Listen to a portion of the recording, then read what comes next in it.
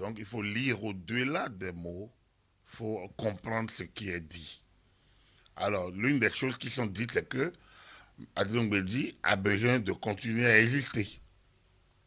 Il a besoin de continuer à exister. Il a l'impression de ne plus exister. Puisque Maître Adrien Mbedi n'existe que par le PRD, le Parti du Renouveau démocratique. C'est par cela qu'il a raté de rentrer au BR lors de la constitution des partis en 2018. C'est par cela qu'il a essayé d'exister dans l'UP à travers l'arc-en-ciel et le renouveau. Et il a dit. Donc, première chose, l'UPR, une partie de la majorité présidentielle, existe, bien sûr. Le PRD s'est fondu sans doute, mais dans la tête de Adrien Mbedi, le PRD existe, quelle que soit sa forme. On ne peut pas le lui enlever de la tête. Et donc, ça c'est la première réaction qu'on peut avoir. Et fidèle à sa logique de Maître Adrien Mbedi, depuis 90, tout ce qu'il a dit là, c'est Mbedi ça. Ce n'est jamais une constance. La seule constance chez Adrien Mbedi, c'est l'absence de conflit. Il n'est pas clivant, il n'aime pas les conflits, il n'aime pas l'affrontement. Donc du coup, pendant longtemps, à chaque fois qu'un affrontement doit arriver, c'est le dernier c'est celui qui essaye de quitter le jeu pour éviter l'escalade. Mais il fait la bataille politique, comme il a fait en 2001 en suivant Soglo, pour ne pas aller au second tour. Alors, je rappelle ça pour dire, oui, aujourd'hui, Adrien Mbedi, hors jeu politique, a besoin d'exister, je l'ai dit. Et parce qu'il veut exister, il rappelle qu'il est du PRD, que le PRD a fait des combats. Et il rappelle alors les attentes, les visions du PRD, les postulats du PRD. Et il les rappelle aujourd'hui. Et il enfourche la trompette du Parti des démocrates, c'est-à-dire exilés, détenus politiques et assises nationales. Et ce qui est curieux quand je l'ai écouté, je me suis demandé, est-ce qu'il se rappelle les dates encore? Parce que si on parle d'exclusion, mais le début d'exclusion, si on doit parler d'exclusion comme les démocrates parlent d'exclusion, c'est à travers les lois de 2018, qui étaient des lois consensuelles et auxquelles ils ont été le maître d'œuvre en tant que président de l'Assemblée nationale. Je ne sais pas s'il a oublié. Les lois de 2018, code des chartes des partis politiques et code électoral, voté presque à l'unanimité, l'autre à une voix près. C'est ces lois-là qui ont conduit au Parlement que nous avons eu.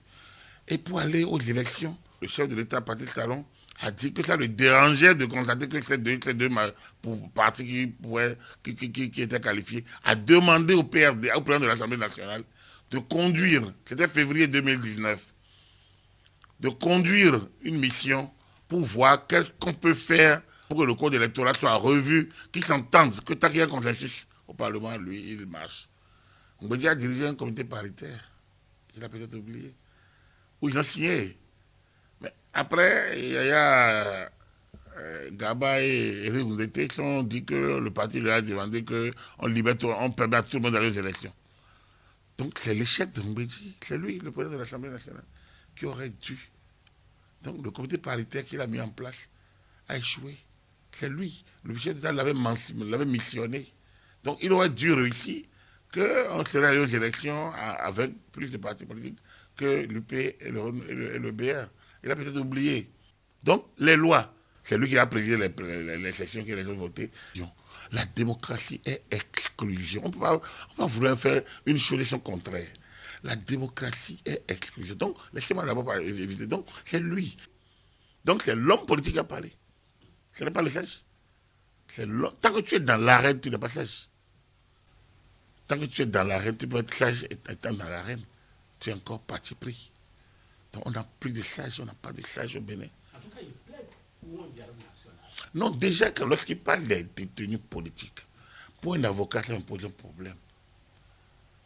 Pour un ancien magistrat, qui est un avocat défenseur des droits de l'homme, qui est détenu, moi je voudrais que qui me définit le détenu politique du point de vue du droit public. J'ai écouté Maître Baparapé aussi sur Canal 3, pour ne pas le dire, qui, avec un très bon débat qu'il a mené avec Maître Charles Badou, à la fin dit que lui, c'est un projet politique. Alors, c'est tout ça des amalgames. Que les personnalités politiques soient incriminées et condamnées en procès criminel, ça, on peut par acte. Mais ils sont citoyens comme nous tous. S'ils ne sont pas d'accord, ils peuvent ne pas être d'accord avec le jugement. Mais lorsque des personnalités libres parlent de procès politique, moi je veux qu'on clarifie au moins pour de bon, c'est quoi un procès politique? Et c'est qui est détenu politique? Et qui sont les détenus politiques au Bénin?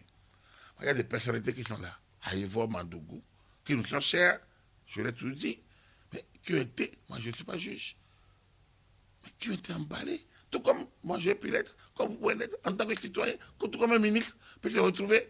Le ministre Diou a été en prison en détention préventive, il n'a même pas été jugé. L'État ne lui a pas présenté les excuses. Et pourtant, personne n'a dit qu'il était détenu politique. Ici, ceux-là ont été jugés en cours criminel.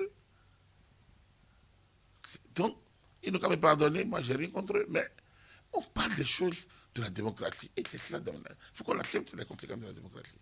Donc, il parle d'exilés. Même si on fait rentrer tout le monde, comme Kérékou a fait rentrer les gens en 88, il y en aura d'autres. Parce que lorsque les gens vont tomber sous le coup de la loi, à moins qu'on dise, ok, on fait rentrer tous ceux qui sont dehors, et qu'on appelle exilés, la loi ne va plus s'appliquer aux gens comme ça, les nantis, les anciens ministres, on ne les poursuivra plus. Là, c'est bon. Sinon, on va poursuivre encore quelqu'un, il va sortir, il va dire qu'il est exilé. Donc, à chaque fois, est-ce qu'on doit le faire? Voilà la question. Moi, qui n'est pas heureux que les gens soient dehors, à l'intérieur du pays? Il faut qu'ils rentrent. Mais est-ce que la solution est là? À chaque fois, on va faire les mêmes choses moi, il y a une phrase de Kérékou que je répète toujours. Même si on redit la Constitution avec le sang de chacun, il y aura toujours un pour trahir. C'est-à-dire que les gens, lorsque vous quittez la route de la loi, vous tombez sur le coup de la loi. On me dit que c'est peut-être le personnage politique de 90 qui soit resté très constant en matière de préservation de la paix dans le pays. Ça, je ne peux pas... Après, l'homme politique pour des actes critiquables, comme ce qui est sorti là. Lui, il a ses convictions à lui.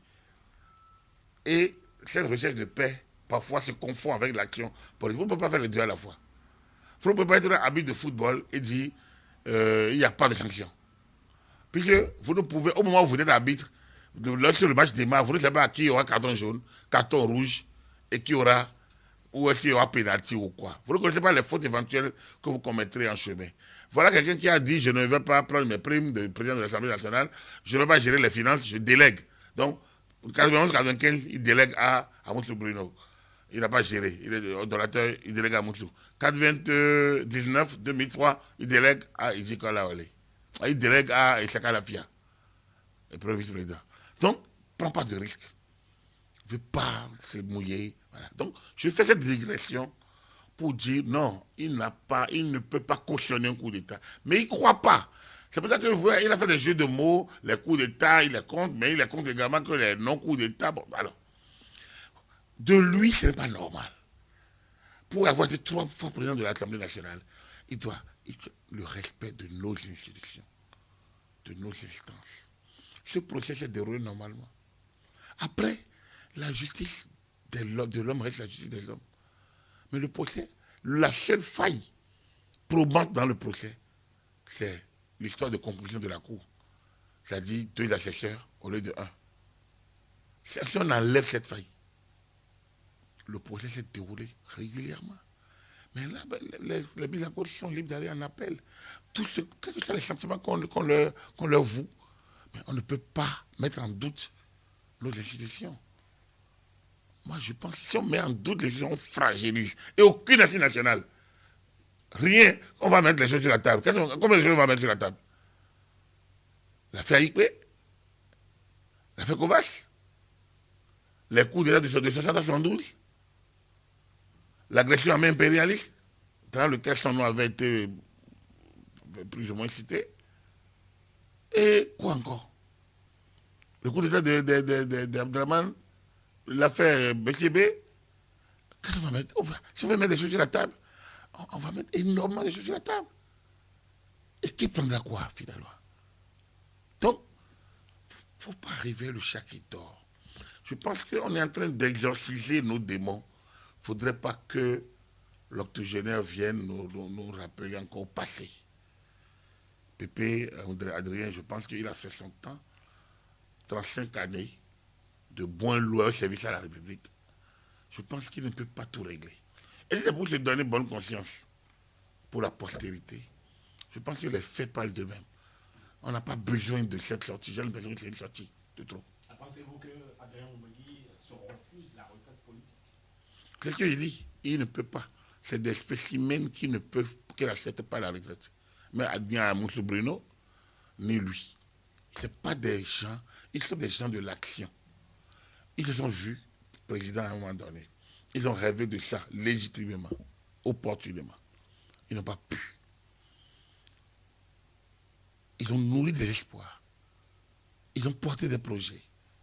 Ils continuent. Mais la sortie, chacun d'eux porte une frustration. Il n'a pas besoin de le dire. Soglo porte une frustration. Son fils est dehors. Et il a beau aimer Patrick Talon, comme son fils également. Mais il n'oublie pas que Léadi est dehors. Et que maman est morte dans certaines conditions. Mais c'est ça le problème que nous avons. C'est-à-dire que chacun prend sa frustration pour la frustration. C'est ça le mal de notre démocratie. Et nous l'avons copié à la française. Un pays sans budget depuis un an, avec 4 premiers ministres en un an. Mais c'est ça que on regarde ça. La chambre politique intéressée, je vais emprunter ce lexique au président alors, mais c'est ça. Adrien Oumbegui connaît la République. Magistrat très tôt, avocat, il a défendu, il a été exilé.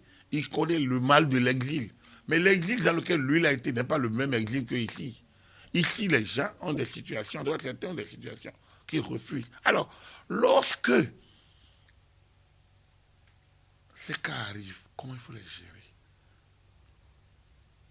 Moi, je suis le premier à être heureux si on avait dit que ce procès n'était pas... On avait prononcé un non-lieu. J'ai un devoir de reconnaissance envers Olivier Bokor. J'aurais pu le faire. Mais j'estime, je continue toujours d'estimer, et jusqu'à la fin de mes jours, que la République est au-dessus de nous tous.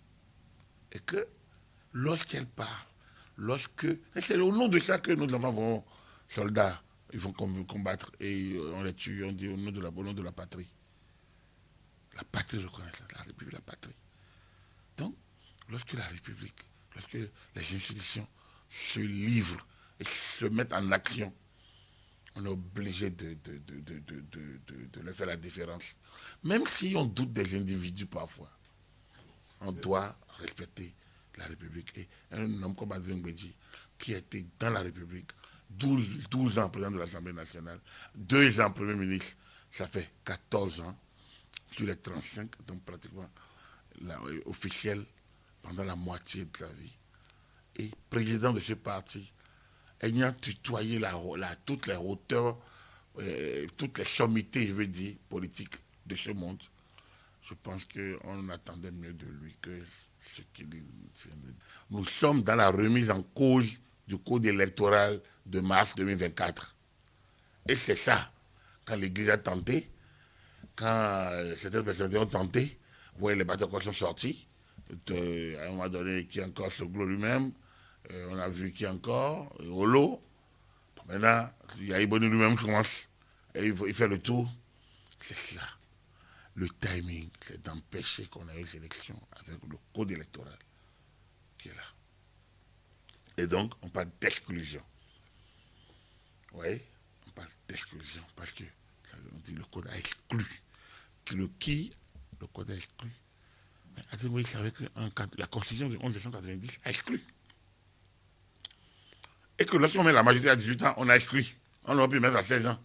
Dans le coutumier du Dahomey, la majorité n'était pas à 18 ans. Pour les hommes, c'était à 14 ans, et c'était à 16 ans pour les filles à 14 ans. C'est-à-dire qu'on peut, vous pouvez contracter, si je ne me trompe, hein, je professe mon ignorance si je me trompais. Alors, la majorité à 18 ans, on a suivi, sur quelle logique? La puberté commence à 12 ans. La conscience de la maturité, c'est à 14 ans. Pourquoi on a mis ça? On a décrété. L'âge de plancher et le plafond, on n'en a jamais débattu à la conférence nationale. Et pourtant, donc, là, je rappelle, lui n'était pas d'accord, effectivement, en 90, lors du débat sur la Constitution, Adrien Gaudier n'était pas d'accord avec la limitation d'âge. Il faut le dire clairement. Il n'est pas, en fait, c'est quelqu'un, il n'est pas clivant. Mais il est chef de parti. C'est ça un peu le problème que... il aurait pu être un grand responsable de société civile, un peu comme le type comme Nicolas Hulot, et défendre des causes. Et il aurait été à la tête de tous les droits de l'homme, il aurait performé. Parce que honnêtement, c'est de ça qu'on me dit. Il est chef de parti. Donc, il est dans la jungle politique où on ne se fait pas de cadeaux. Donc, il a rappelé des coups qu'il en reçoit même. Il en reçoit et il en donne. Comme il a fait en 1999, quand il fallait faire le gouvernement, quand il fallait faire le bureau de l'Assemblée nationale, il a gagné contre Kérékou, contre Amoussou. Il était conflit avec Amoussou. Il a gagné. Comment il a gagné? Comment il a rallié l'UDS de Sakalafia? Il faut qu'il le dise. Il donne des coups. En 2001, même l'autre ministre savait que c'est nous. Il était membre du gouvernement quand il dit ça. En 2001, même l'autre ministre savait que c'est nous. Quand tu dis ça à un meeting, alors que le chef qui est là n'a pas dit qu'il n'est pas candidat, tu ne vois pas que tu... Donc, il y a des cas. En fait, bon, c'est Yahweh qui est à deux planètes qui avait sorti plein de CD sur les yo-yo de Oumedi. Bon, donc, comme je l'ai dit toujours. Mais, moi, je retiens l'homme de paix. Toujours, je dirais tout, je retiendrai de l'homme de paix. Il n'aime pas mes interventions parce qu'il m'est arrivé d'aller lui dire ce que je pensais un jour. Quand il dit l'exclusion, c'est le jeu de la démocratie. Des coups. Voilà, donc, non, le timing n'est pas bon. Il aurait pu demander une audience. Est-ce qu'il a demandé et le président Talon a refusé? Le président Talon est même allé le voir. Le président Djoboueno était allé le voir avec le groupe de l'UPR. Alors, je ne sais pas ce qui a floppé, mais je pense qu'il aurait pu mener lui-même une action vers le chef de l'État. Un petit mot. Est-ce que ce n'est pas un signe avant-coureur de l'UPR? Le PRD n'existe plus en tant que parti. Donc, du coup, c'est fini.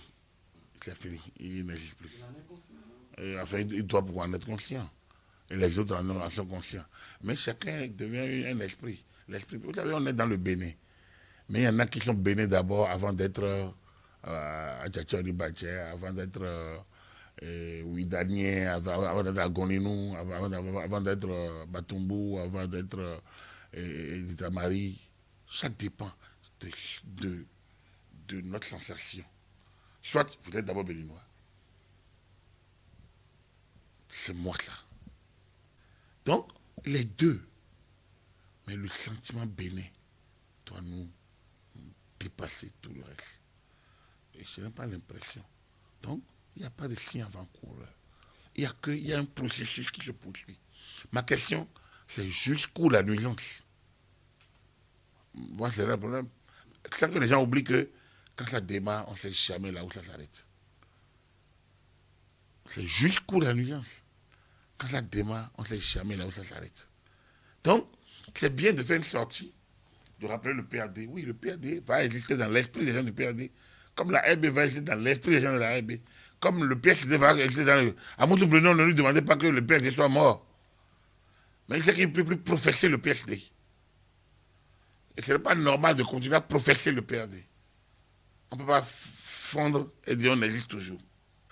Nous sommes, on est au carrefour de changement, de grandes mutations. En fait, il se passe dans ce pays une révolution que les gens ne voient pas. Parce qu'elle n'est pas violente, elle n'est pas bruyante. Mais c'est une révolution mentale, une révolution infrastructurelle, une révolution politique, une révolution économique. Il y a des choses qui se passent. Le pays change. Les paradigmes évoluent. Nous changeons. C'est logique que les gens s'étonnent. Ceux qui sont habitués au bruit. Et c'est ça qu'ils disent. On a parti dans à éteindre les ambitions. Les ambitions sont mises en veilleuse pour rebâtir. Les ambitions sont mises en veilleuse pour rebâtir. Le cours électoral a mis en veilleuse la cacophonie des ambitions pour remettre les partis politiques au cœur du jeu politique. C'est tout. Mais c'est difficile à comprendre. Ça, on peut le dire. On peut l'admettre. Et même en le disant, je sais combien de personnes se demandent, ah oui, bon, eux voient quand vous le dites que les poètes nomment, comme si on n'a pas la capacité de se faire nommer dans n'importe quel système. Ceux qui le font n'ont pas de tête.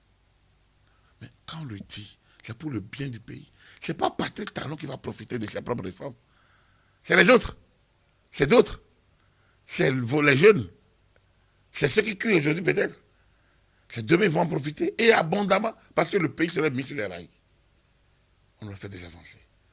Donc voilà le problème. Donc je comprends Adrien Mbedji, il est d'un temps, il a fait certaines luttes. Au même moment, ce n'est pas bien. Moi, c'est mon appréciation, mais je le comprends. Je le comprends. Je trouve qu'il a oublié peut-être qu'il a participé à tout ça. Mais bon, on peut le comprendre. Hein? J'avais travaillé avec un homme âgé. Je ne donne pas son nom. Et quand je prenais des initiatives, je ne prends jamais aucune initiative sans lui parler. Et après, je traduis ça par écrit. Et il y a une activité, j'ai prévu. Il a donné une caution. Et on a mis en œuvre. Et puis il vient et dit comment je vais dire que moi je le mets là et je lance l'activité. J'ai dit, mais on en a parlé. Il dit non, on n'en a jamais parlé. Et il veut l'amener, une fiche, il dit, c'est pas vrai. Je me suis fâché, on s'est quitté. Puis une semaine après, à la fin de l'activité, je débarque dans son bureau, je lui donne le document. Il a signé, il a donné OK. Il me regarde en guise d'excuse, un peu l'air contrit. Il dit, je souhaite que tu aies mon âge.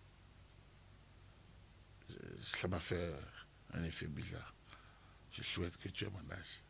J'ai dit, je vous ai compris, papa. C'était le président Lisato, père son âme, on était à l'AC. Je le dis parce que, oui, l'âge peut nous faire oublier certaines choses, oublier certaines logiques, oublier certaines... C'est pour ça qu'il y a la retraite. Sinon, piloter l'avion à un certain âge, on peut ne plus être en mesure d'avoir les mêmes sensations. Même dans le clergé, il y a l'âge de la retraite. Pourquoi? Parce qu'on peut ne plus être totalement en phase avec les dogmes. En réalité, moi je peux comprendre, je comprends, je le comprends. Je ne suis pas du tout d'accord avec lui. Mais je comprends, c'est la cause qu'il a toujours défendue. C'est la cause de l'unité. Il a toujours fait en sorte que ça n'aille jamais à la casse. Même quand il a suivi Soglo pour aller, pour ne pas valider 2001, il n'a jamais fait une opposition radicalement clivante. Il fait son opposition, mais il laisse couler. En fait, c'est un homme de paix. Donc il faut savoir déceler en lui les deux. Nous avons la besace, on porte toujours chacun porte notre besace. Adrien Mbedji, on doit parler de lui autrement. Mais sans ce monsieur, on n'aurait pas fait les réformes. Et s'il avait adhéré à la rhétorique guerrière et violente et à l'action violente de FCB en 2019, le pays n'aurait pas pu faire ces élections parce que Porto Novo et tout le milieu aurait pris feu, comme on le dit. Tenons compte de cela et ne jetons pas le bébé avec l'eau de bain.